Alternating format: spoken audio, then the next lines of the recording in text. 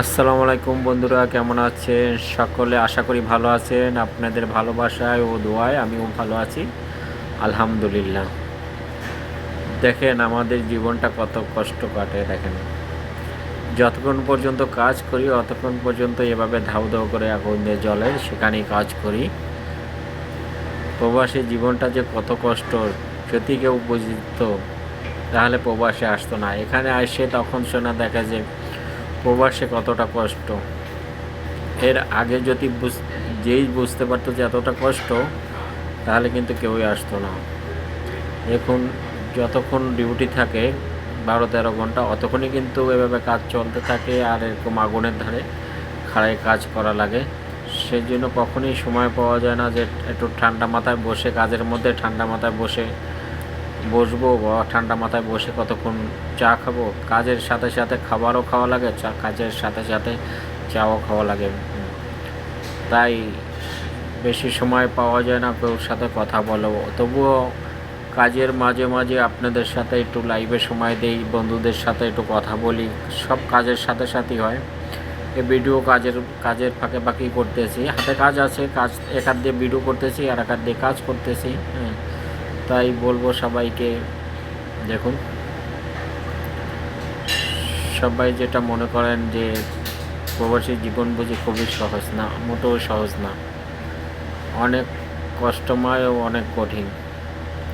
তাই সবাইকে আমি বলবো, যারা প্রবাসে আসার চিন্তা ভাবনা করেন, এর চেয়ে দেশে কিছু করেন, এটাই আপনার জন্য ভালো হবে। যদি দেশে কিছু করতে পারেন অবশ্যই অনেক অনেক ভালো হবে।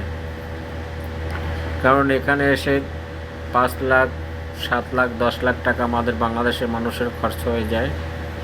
কিন্তু এত টাকা উঠতে 2-3 বছর এমনি পার হয়ে যায়।